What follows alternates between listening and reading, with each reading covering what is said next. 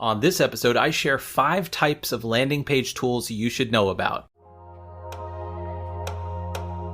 You're listening to Landing Page School, presented by Growth Marketer. This is where you'll find bite-sized insights on landing page design, A/B testing, and conversion optimization, helping you turn more of your website visitors into leads and customers. And now, here's your host, Nicholas Scalise. Hello and welcome back to another episode of the Landing Page School podcast. I'm your host, Nicholas Scalise, and on this episode, I'll be covering 5 types of landing page tools. We're going to be talking a lot about different tools that you can use to build, test, and optimize landing pages throughout this entire podcast series. So for this episode, what I want to focus on are the 5 categories of tools that will come in handy at all different stages, from building pages to testing pages to optimizing pages, so that ultimately you can convert more of your landing page or website traffic into leads or customers. So let's jump right into it. The first category I want to cover are landing page builders. Obviously, if we're talking about landing pages, you need to build a landing page. And this is something I'm going to dive into more detail in a future episode. I think this warrants not only one full episode just to cover the different categories of landing page builders alone, but I want to cover every single major tool on the market. So definitely subscribe to the podcast if you haven't done so already, because we're going to be talking a lot about landing page builders. But for this episode, I just want to cover that category because this is one of the 5 different types of tools in general that are related to landing page building and landing page optimization. So put very briefly, the 2 tools that you're going to hear me recommend most often are Unbounce and Elementor. So Unbounce is my preferred landing page tool builder of choice, and this is what we use at our agency Earnworthy to build the majority of landing pages for our clients. And if you want to check out Unbounce, you could just go to landingpageschool.com/Unbounce, and you'll actually get a free 14-day trial plus a discount if you decide to stick with Unbounce. It's a fantastic opportunity to try it out and to get a discount if you decide it's the right tool for you, whatever the case may be. And then the other tool that I recommend is Elementor. And what Elementor is it's a plugin for WordPress. And so the reason I recommend 2 different tools is it really comes down to whether or not you're more comfortable working within WordPress, which is very popular. WordPress powers over 30%, or probably even more than that at this point, percentage of the web. And so there's a good chance if you're listening to this, you probably have a WordPress site, although more and more people are moving to platforms like Webflow recently. But for us, we are still very much tied into the WordPress ecosystem. So if you're building on WordPress and you want to stay within that WordPress ecosystem and you're already paying for hosting and you don't really want to go with a dedicated landing page builder like Unbounce, then I would recommend checking out Elementor, which, like I said, it's a plugin that works with pretty much any WordPress theme, and it's very easy to use. It's a drag and drop builder. However, if you're looking for that dedicated landing page experience and you don't mind paying a little bit extra for it, then Unbounce is a great choice because you can sign up for Unbounce, you can get started right away, and they host the pages for you, so they take care of a lot of the speed and optimization aspects of it, so it's very easy to get started. So those are the 2 tools I would recommend. But again, for this podcast episode, we're just talking about different categories of tools. And so in the landing page builder category, you could check out those, but there's a lot of other options out there as well, which I will be covering on future episodes. So basically the number one takeaway here is that the first category of landing page tools is a landing page builder. So what's the second category? Well, the second category of tools is what I would call functional performance and testing tools. And so what are these? These are things that are going to help you optimize for speed and performance to make sure that your landing pages actually load quickly and that they're usable and that they display properly on different devices. And so I'm talking about things like optimization plugins, image compression tools, speed and performance testing tools, and browser testers. So let's cover each of those real quick. The first subcategory I mentioned are optimization plugins. So going back to WordPress, if you're using WordPress and you want your site to load quickly, you're going to want to look into a speed and optimization plugin. Now for us, the one that I like the best is WP Rocket, but there's other ones out there. There's one called NitroPack that is sort of taking over, and it's a little bit interesting, some of the stuff that they're doing to make the pages load quicker, and I'm not sure I've fully bought into what NitroPack is doing. That's why I'm just sticking with WP Rocket, but you can go check out both of those, and there's other ones out there as well. But these are plugins that you add to your WordPress site, and with just a little bit of effort and a little bit of setup, they're going to help speed up your site. The second subcategory in this second grouping, called functional performance and testing tools, are image compression tools. And there's different types. There's some that work automatically. Again, going back to the WordPress example, you can use a plugin like Imagify, where it'll automatically optimize every image you upload to your WordPress site. That's what we use, and it just takes one less step out of the process, since everything that we upload will automatically get compressed. There's other tools like compressor.io that will do this on an individual image by image basis. So if you're using something like a third-party landing page tool like Unbounce, for instance, and you need to compress your images before you upload them, you can use a tool like compressor.io. I should mention that all of these tools will be in the show notes for this episode, so you don't have to type all of this out. You can just head over to the show notes or go to landingpageschool.com and you'll be able to check out those tools. Now, sticking with this second category of functional performance and testing tools, the other type of tool in this category is a speed testing tool.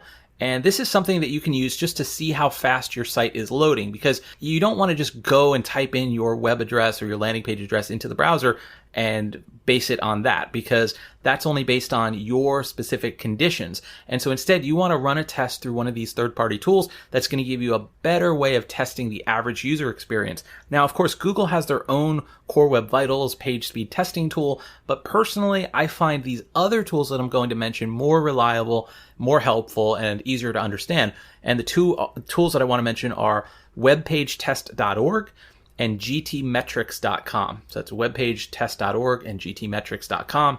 Check them out and you can run some speed tests and see how quickly any page on your site is loading. And then you can also see what you need to do to improve those load times. And finally, last but not least, in this second category of functional performance and testing tools, I want to mention browser testing tools. Now, these are tools where you can load your page in a number of virtual browsers and different device types, and you can see how it displays. So this is really important if you're trying to optimize for small screens, or maybe you have people telling you, hey, this page is not loading properly on iPads, or it's not loading properly on Android devices, or on Safari versus Chrome. And so you can use one of these tools to test it. But this is more of an advanced tool, because most of these tools, if not all of them, do require some payment. They do require a subscription. So we pay for crossbrowsertesting.com at Earnworthy because we use this type of tool so frequently. But if you're not doing this professionally, I wouldn't recommend investing in these types of tools, because you're probably already paying for enough stuff already, so you don't need another marketing tool subscription. But if you are doing this professionally, if you are an agency owner, or if you are specializing in landing page optimization, this could be very useful for catching bugs and making sure you have an optimized experience across all device types and all browsers. So cross-browser testing is a really good tool to start with. Okay, we are powering through this episode, so that is the second category. So just to recap so far, we talked about landing page builders, and we talked about functional performance and testing tools. That's the first and second of these 5 types of landing page tools that we're going to be talking about. The third type of tool is quantitative analytics tools. This is probably the most straightforward of all of these different tools, because what I'm basically talking about here is Google Analytics. Let's face it, most likely if you are doing any type of landing page optimization work, unless you're working at a large Fortune 500 company, there's good chances that you're using Google Analytics. Or if not, you should use Google Analytics, because A, it is widely supported, B, it's easy to use, and C, it's free. And this is going to give you the hard data of what is happening with your pages. So it's going to tell you how many visits you're getting, what the bounce rate is, how many people are taking action, that type of thing, once you set it up properly. And so that's going to give you the quantitative analytics, the numbers. And I don't know if there's really more to be said at this point about it, but basically you want to have some type of quantitative analytics tool involved in your landing page process. The fourth category I want to cover is related a little bit to that, but it's slightly different. And this is behavioral analytics and feedback tools. And sometimes I call this qualitative analytics tools, but really it's a little bit more than that. So I'm calling it behavioral analytics and feedback tools. And my personal favorite tool in this category is Hotjar. You've probably heard me mention Hotjar before. They have a free plan, so I do recommend you check it out, and you can use the link in the show notes. But basically what this is going to let you do is it'll let you set up heat maps, scroll maps, click maps, and session recordings, and you can see how people are interacting with your pages. So this complements the quantitative analytics that you'll be collecting from a tool like Google Analytics. And think of it like this. The quantitative analytics tool like Google Analytics tells you what is happening, tells you X number of people visited, this many people converted, but it doesn't tell you why. And so the behavioral analytics tools, that's the other side of the equation, and it tells you the why. It helps you understand why are people taking this action or not taking that action, because it lets you see how they're interacting with the page. It lets you see how far down the page most people are scrolling, or where they're moving the mouse if they're on a desktop, or it lets you watch exactly where they're clicking. So these are very useful tools from a conversion optimization standpoint.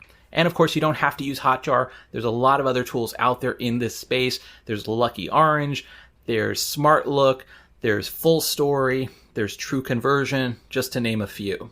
And last but not least, the fifth and final type of landing page tool I want to mention are what I would call conversion boosters. And this is a term that I just give to this category, and there's a lot of different types of tools here, but what I'm talking about are things you can add to your landing page to get you to that next level. So these are things that are more advanced, and I would say after you have a good baseline conversion rate figured out and you have a solid landing page built and you have all the other types of analytics tools and everything's working well and functionally the page is performing well, this is where you can look at some of these tools as additional opportunities to improve conversions. So what I'm talking about here when I say conversion boosters are things like live chat, pop-ups, sticky bars, surveys, multi-step forms, and quizzes. And I'm sure there's other ones too, but those are the main types of conversion boosters that I will usually implement for a client. So I'll give you a good example. Let's say that we have a law firm that we're trying to drive more leads to, and they already have a landing page with a form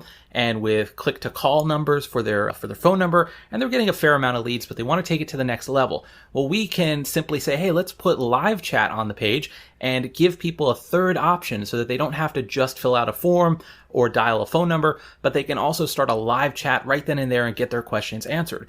And 9 times out of 10, this is going to help with the conversions. So that's what I mean by a conversion booster. It's something we would add on to take that client or that page to the next level. You can also do this with pop-ups. You can do it with sticky bars where you have another conversion action or another opportunity to offer something to the visitor. But of course, you do have to be careful because you don't want to get to a situation where you have a whole bunch of things popping up and flashing and dancing around the page, because that will create a higher bounce rate, as people do not like to have too many things flashing all at once. So you do want to use this sparingly. Another conversion booster that's worked out well for a lot of our clients at Earnworthy are surveys and multi-step forms and quizzes. And I'll sort of group all these together because basically what I'm talking about here is trying to make the experience for the visitor more conversational. So another one that I didn't mention is chatbots. Those are really good as well, where you can, instead of having just a regular form, like a boring old form, you can have something more interactive that tries to engage with the visitor and tries to make it a more personalized experience, whether that's have them take a survey, whether that's change the single step form to a multi-step so it's easier to work through the form, maybe make it feel more like a quiz, or maybe make it more conversational with an embedded chatbot directly on the page. All of these things can help with your conversions, and that's why I call these conversion boosters. So there you have it. I know I'm just scratching the surface here, but I like to keep these episodes short, and I'm going to have a lot more on the podcast in the future. We're going to cover each and every one of these categories, and especially with the conversion boosters, I know I can do full episodes on each and every one of those types of tools like live chat and pop-ups and surveys and multi-step forms. And so there's a lot more in store with the Landing Page School podcast. So if you haven't already subscribed, go ahead and hit that subscribe button in the podcast player of your choice so that you don't miss any future episodes. And just to recap, the 5 types of landing page tools that we covered today are 1, landing page builders, 2, functional performance and testing tools, 3, quantitative analytics tools, 4, behavioral analytics and feedback tools, and 5, conversion boosters. So that's going to do it. And before we wrap up, I would like to ask you if you would take just a few minutes out of your day to leave a rating and review for this podcast. It's very easy to do so. You can just go to ratethispodcast.com/LPS. That LPS is for Landing Page School.